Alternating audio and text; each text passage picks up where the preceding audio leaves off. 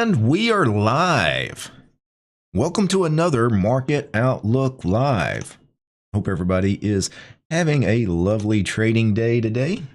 Obviously, the market is cooperating with those of us that are mostly perma-bulls, and that's certainly my case. I typically do lean long the market most of the time. And yeah, the market is definitely cooperating today. Right now, we take a quick look at what the indexes are doing.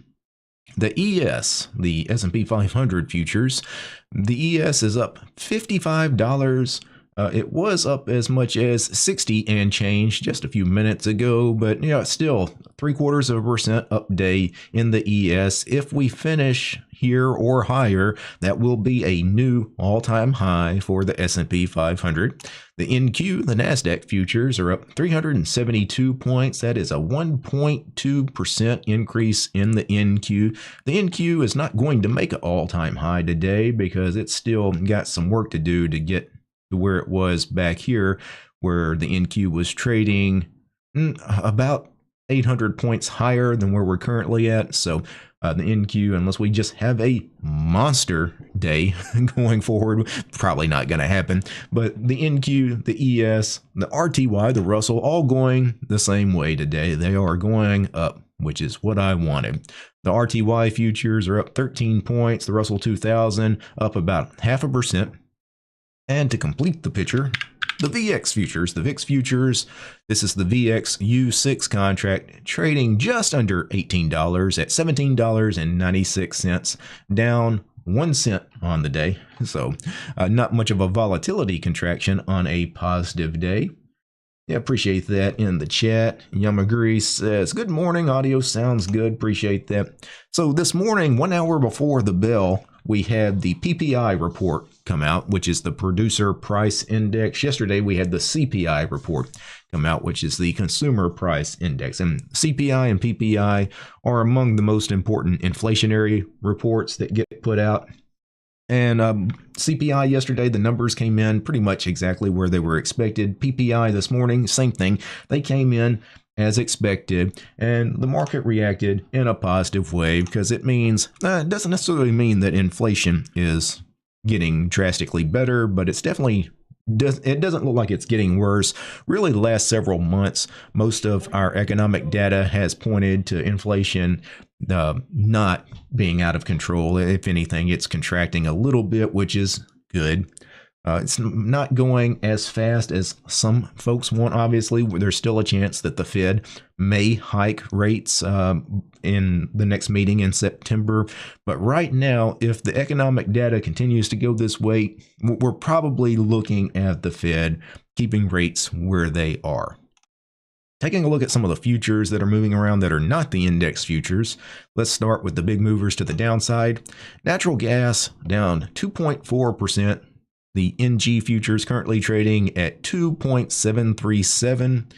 Crude oil is down as well, down $1.58 on the day. The CLV6 contract trading at $80.58 a barrel.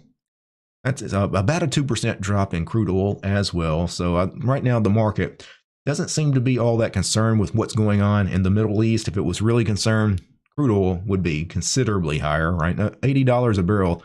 It seems cheap considering what's going on in the Middle East, but this has been going on for several months now. I mean, dating all the way back here when the thing really started kicking off.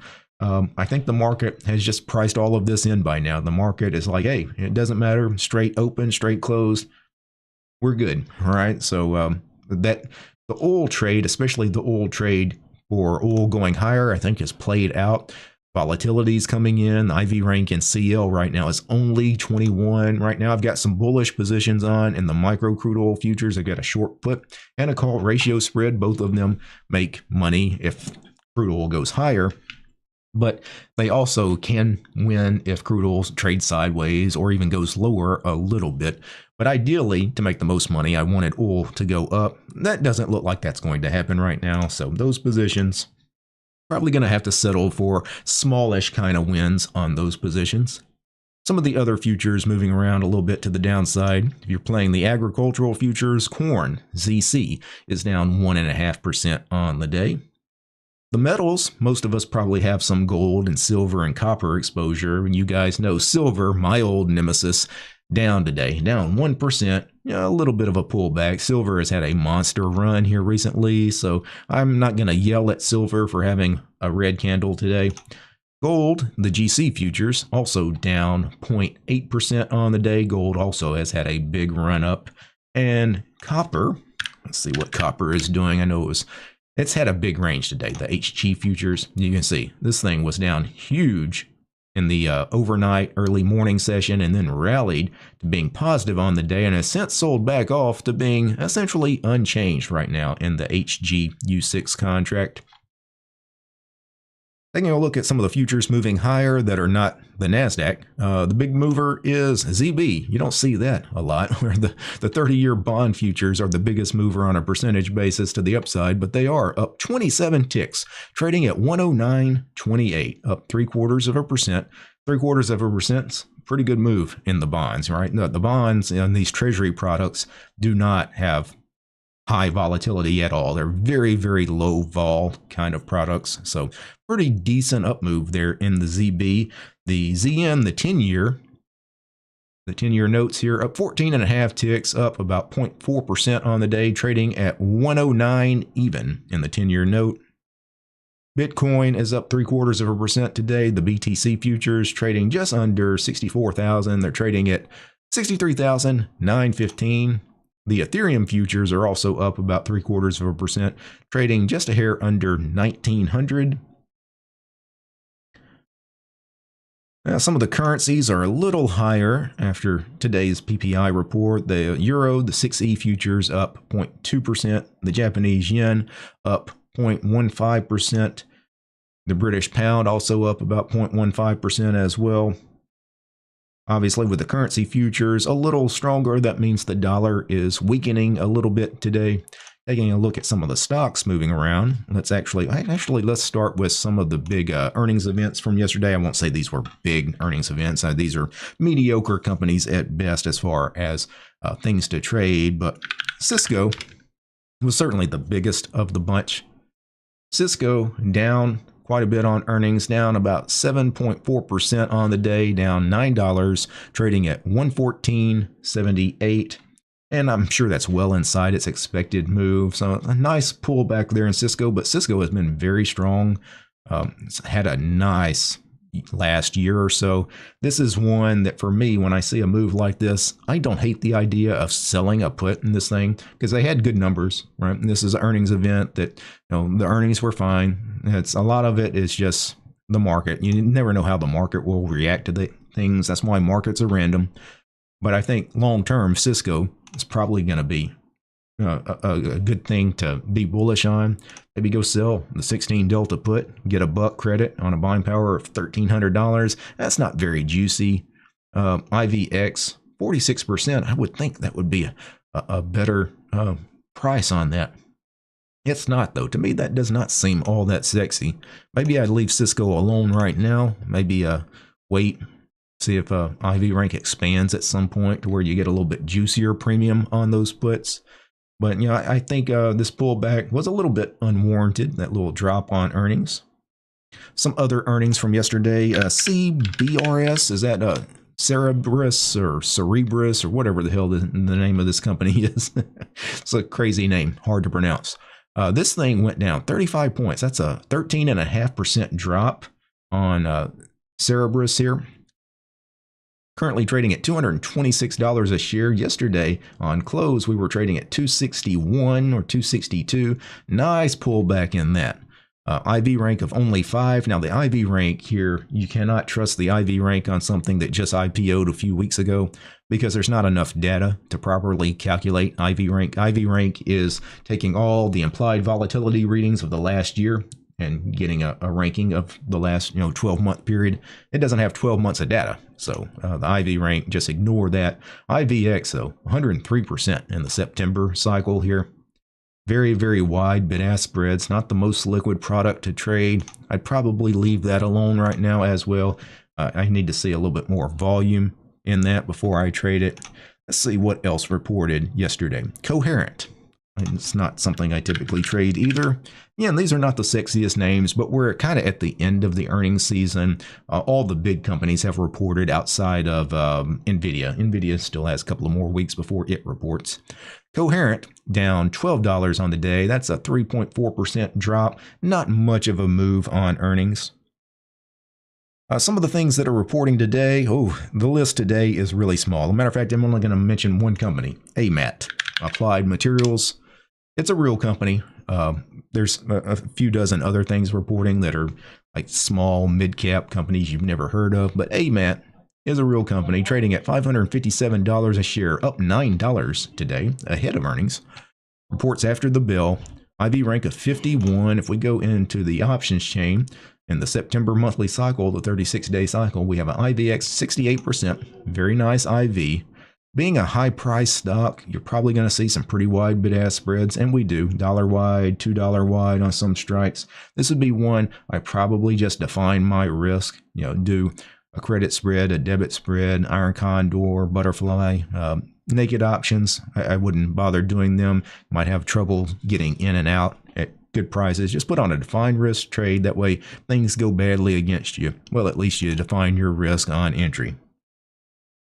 Yeah, you guys in the YouTube chat, appreciate you guys for hanging out. Please give the stream a thumbs up. If you got questions or comments too, feel free to ask anything related to the markets, anything related to options trading. I will try to answer any questions you guys in the YouTube chat have. For those listening to the audio version of the podcast on Apple or Spotify, please give the show a 5-star rating on those platforms. Help us grow in the algorithms. All right, back into the charts here. Let's see what companies are moving around here that are not companies that had earnings. So if I sort by the biggest movers to the downside here in one of my big tech watch lists, companies that I check out every day, SpaceX is the leader to the downside today on a day where the market is very strong. SpaceX pulling back a little bit, down $4.75, down about 3.2% on the day. Now, SpaceX has had a nice run the last week, so the pullback seems kind of warranted. IBM down small, down $1. But it is a tech stock that's having a red day on a day where most of the other tech stocks are up big. Coinbase down very tiny. And Amazon also down very tiny. Amazon down 43 cents, not much of a move at all. But Amazon had a huge gap a couple of weeks ago on earnings and is still not that far off its all-time highs. Some of the tech stocks making big moves today. SK Hynix up $11.53, up 7.5%. This is another one, had a recent IPO, so there's not a lot of data. You can't trust readings like IV rank. If you're using any kind of moving averages, technical indicators, things like that, there's just not going to be enough data for you to trust any signals from any of that stuff. But certainly a nice bounce on SK Hynix. ARM is up 6%. Up $16.20 today, trading at $288 and change. And ARM has been trading in a nice little range here the last few weeks, and it's got a good IV rank. It's already past earnings. Might be something worth going and maybe selling an iron condor on, or a naked strangle if you're comfortable with the risk on naked short options. Intel also having a nice pop today, up about 6%, up $6. Trading at 106.86, and I took a short put position off in Intel yesterday. Got to about 45% profit, and yeah, I've had a few short puts in Intel in the last 30 days. A couple of them took about $100 on each. Actually, take a look year to date. I have no idea if Intel's been a profitable trading vehicle for me this year or not. Yeah, done all right. Mostly selling puts, $732. Not bad. And it's not like those are a lot of trades. I've probably traded it a dozen times, made $700-800. So let's see what else is moving. MU, Micron, of course, is it's always a big mover. Not a shock here, but up $54. That is a 6% up move in Micron. Micron might be turning a corner too, because this was the day Leopold blew up. I think the hedge fund that blew up, and then since then it's been trending higher. I mean, it looks like it was kind of stuck in a range, but today it looks like it's kind of breaking out of that range. for me, I don't hate the idea of going and selling a put credit spread in this, going kind of way out of the money, maybe the 800 strike, because it's a nice round number. That's all the way down at 16 deltas, way out of the money. Go $10 wide. Let's see what this thing is priced at. $190. That's crazy, right? You get a $190 credit, risking $810. That's fantastic risk reward to be so far out of the money. A lot of times, I'm going to pull that in, see if I can get that above $2. Yeah, $2.11. I'd probably put in an order for about $2.20 and see if that thing got filled, because it does have some wide bid-ask spreads. But if you can sell a spread way the hell out here for $2, risking $8, that's fantastic. Rarely do you get those put credit spreads way out there like that, price so juicy. And that's because this thing has such high implied volatility, right? Micron right now, what's the IVX here in that September cycle? 70%, right? Really high implied volatility on that stock. Of course, you're going to see similar readings on things like ARM and Intel. AMD is up big today, up another 2.2%. AMD up $11, trading at $4.93 and change. AMD is another one. I had a winning trade. I had a put credit spread on one of those way out of the money $10 wide put credit spreads. I sold for $2, and I took $1 on it yesterday and got out of it. I've got something else on. Did I get back? Yeah, I got back into a new trade today. So I'm back into the next one. Yeah, 0 days as far as the open. Still got 36 days left as far as the DTE. So back in a brand new trade. It's already showing a little bit of a profit on an up day.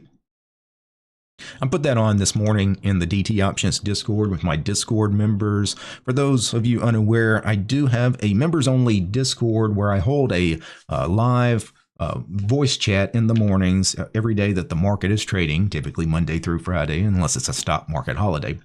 And we get together for about 45 minutes to an hour and chat. I share my trading platform. Everybody gets to see all the trades I make, opening trades, closing trades. They get to share their platform if they want. We get to bounce ideas as far as trade ideas, talk about earnings trades and things like that. So if you want to join a trading community, you subscribe to my Patreon. There is a link to the DT Options Patreon. When you become a member of my Patreon, you're granted immediate access to the Discord.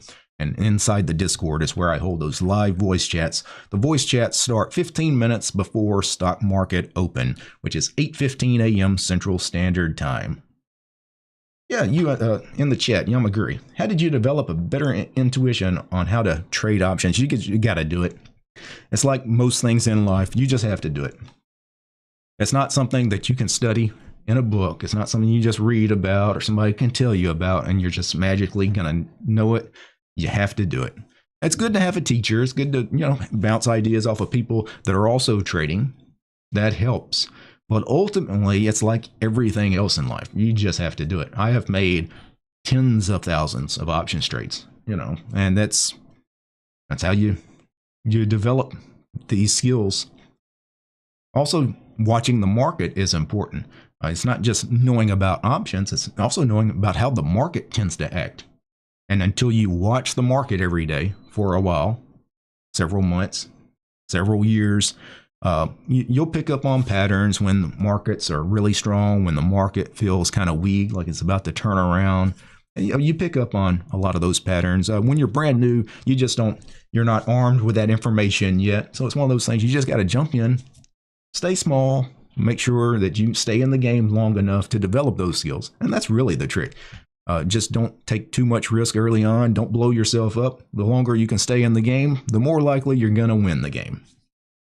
So I hope that answered your question.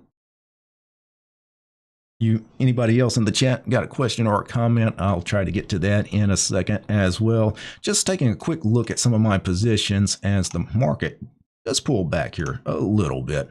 Right now, looks like the ES is only up 45 on the day. It was up more than 60 just a few minutes ago. The NQ is up 371. The NQ is still very strong. That's about where it's been hanging out. The RTY is also pulled back. The Russell now only up 7. Yeah, Yamaguri, good to know. Thanks. Yeah, appreciate that. If you got anything else, feel free to ask away. Right now, I'm just taking a quick look at some of my positions. My MCL, micro crude oil positions, are all good today. I have nothing. It's red. GDX, I've got some short puts. GDX, the gold miner ETF. The gold miners are down pretty big, down 3% today. Well, that's kind of ugly, but it's been an ugly position, and I really don't mind just taking the shares if the short put becomes a problem. Right now, though, it's a 21 delta put. It's not a problem. I don't need to do anything to this. Just let this keep working. But most everything else is in the green. And then I had, like I said, in the last 2 days, I've probably taken off 4, 5, 6 positions that were winners. I had a call butterfly I took off for a winner this morning, and XSP. Still have 3 other butterflies, 2 put butterflies, 1 call butterfly on. All of these showing positive P&Ls. If I actually go into my activity, let's actually see what is going on here. What did I actually close today?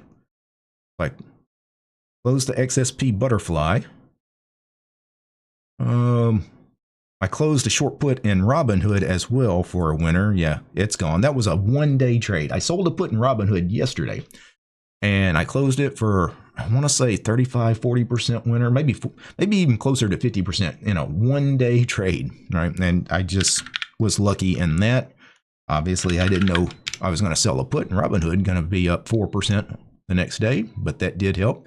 And it also helps volatility contracts on up days. Typically, when a stock goes up, a lot of times vol will contract. Volatility contracting helps short options.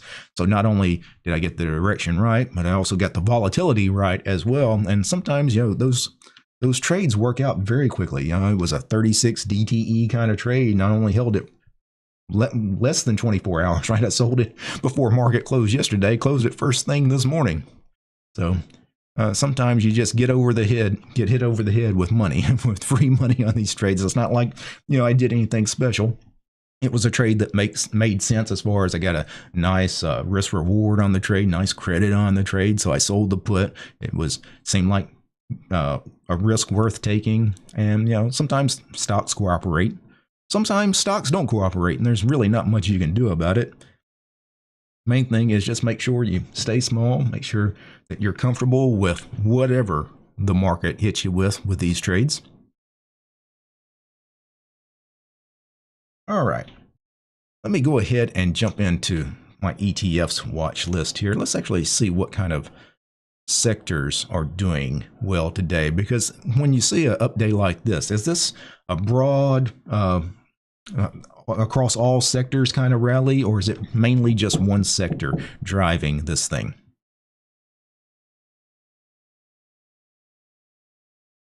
Hold on just a second, guys. I apologize. I got somebody knocking on my door here. Give me just a second here.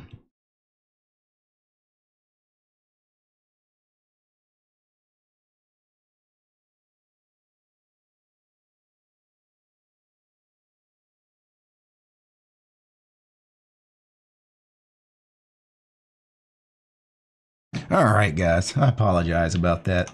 I thought that might have been important. Now, obviously, I record here. I run an office as a recording studio. I've been doing that for a number of years for my YouTube channels. Used to record at my house, but doing this at your house can be a problem because people don't treat you the same at home, because you're not really working at home. I can come bug you anytime, so I rent this office, mainly not to get disturbed, but they are doing some construction here in this building. I thought that was one of the people that was actually working on the air conditioning, so I do apologize for having to step away for that. But let's get back into the charts here. ETFs, the sector ETFs. What sectors are strong today? Let me sort my alphabetical order here. The first one that I want to take a look at is XLK, the tech sector ETF, because tech is, of course, the driving force of the market. At least for the last 20 years or so, tech moves the market. Tech is everything. We're really going back 30 years. I mean, the dot-com boom, right? When the stock market is strong, tech is strong. When the stock market is crashing, tech is crashing. So XLK is up 1.4% today. The NASDAQ was up 1.2%. I mean, that pretty much tells you why the NASDAQ is strong today. Tech sectors, or excuse me, market sectors that are not doing well. Energy is down slightly, just a hair, basically unchanged. So energy is not going anywhere today. Financial sectors are also kind of stuck in the mud today, down 0.2%, basically unchanged on the day. Industrials are down 0.5%, but most everything else is doing well. XLP, consumer staples, up 0.75%. Real estate, XLRE, is up 1%. Utilities are up about 0.5%. XLV, which is the healthcare sector, is up 0.15%. Not much of a move, but healthcare has been very strong in the last several months. Healthcare has been on a tear. So if you're looking for a sector rotation, right, hopefully you jumped in healthcare about 4 or 5 months ago, because that's been straight up and to the right. Let's see, XLB, the materials sector, is kind of weak today. XLB, basic materials. This will be a lot of your mining companies as well. And with gold and silver and copper kind of weak today, that might be holding this sector back. The home builders industry ETF here, XHB, up about 0.9%. And biotech down 0.9% today. So a little bit of what is going on with the market sectors today. Taking a quick look at what is ahead on the economic calendar, now that we have gotten past CPI on Wednesday morning and then PPI today on Thursday morning. Tomorrow morning we have retail sales coming out, again 1 hour before market opens. Now, is retail sales all that important? I mean, it might move the market a little bit. It is probably not going to be the market mover that PPI or CPI was. So I'm not expecting retail sales to move us in a big way. All right, last chance for you guys in the YouTube chat. Anything before we jump off? Questions, comments? If not, I think today I'm just going to just let things work. Right now, just a lot of green on the screen, which is nice. It's nice when the market cooperates. What's kind of scaring me is the fact that this market has been cooperating a lot in the last couple of weeks. I haven't taken off a trade as a loser. I really haven't had to defend a trade or with any kind of crazy rolls, sell calls against some short puts or sell puts against some short. I haven't really had to do a whole lot in my portfolio the last couple of weeks. And when you have these periods where the market's just doing well, you do have to start thinking, hey, how long is this going to go? You never know. They can get streaky. Markets can get streaky. We could do this for the next few weeks, next few months, maybe the rest of this year. Or, things could change just like that. Right? And really all it takes is a news event. There is still some geopolitical risk with what's going on in the Middle East. And that really, of course, will affect oil. And oil really affects inflation fears. So as long as that's still hovering over our heads a little bit, there is always the risk of things turning around pretty quickly. So if you're like me and you're very long this market right now, and I've gotten very long the market the last couple of weeks because you just kind of felt like this market was ready to start going again. But you got to stay on your toes, right? Be ready to turn off some of these bullish trades, flip back over into some neutral to bearish trades in a hurry. Because right now I'm just selling puts on everything, right? Got some long shares in TQQQ as well, right? The triple levered NASDAQ ETF. That's a dangerous position, especially if the market turns around in a hurry. I could quickly lose thousands of dollars on those shares just like that in an overnight session or over the weekend kind of session. So there's risk out there, but it's worth taking the risk when you think it's time. For me, right now, this market, all signs point to go. If I take a look at the chart of QQQ, so not TQQ, the triple levered, but let's actually go to the real chart, which is QQQ. Because anytime you want to take a look at something for TQQ as far as moving averages, technical indicators, actually go to the real index, if you will, which is the QQQ. Because there is the volatility drag on triple levered ETFs. The chart doesn't quite match what's here. But if you go to QQQ, I mean, you can see these moving averages. I've got this EMA ribbon, right? We were clearly in a bullish signal starting the 1st of April on this historic run up. And then the markets, the moving averages kind of got muddled, right? They're crossing a little bit. They don't know where they want to go. And then they really cross kind of into a bearish signal on the way down to Leopold's hedge fund blowing up on this day. And then after that, it was off to the races. They clearly curled back up into a bullish signal. So just paying attention to the moving averages, this market clearly says it wants to go up. But again, if you are somebody that believes in technical analysis and moving averages, and I'm not really a technician, but I do like having some basic moving averages on a chart. Throw a 10-day and a 20-day moving average, maybe throw a 50-day moving average on a chart. For me, I use a 5 EMA ribbon. I use the 8, 13, 21, 34, and 55 Fibonacci numbers. Start at 8 and go up. It's 5 Fibonacci numbers, and it's very easy to see when those moving averages cross over into a bearish signal or back into a bullish signal. And a lot of times that tells you what the market's doing. The market is very honest. The market is not like news media that tries to spin things, always being negative or in some cases being overly optimistic. Let the market tell you exactly what it wants to do. The market never lies. All right, guys, that's it for this week's edition of Market Outlook, or today's edition, not this week. We actually do have one more day of Market Outlook this week. I will be back on Friday morning, and we'll see if retail sales moves this market, and hopefully this little rally continues as well. I think it's probably good for most of our portfolios. Have fun trading. Peace.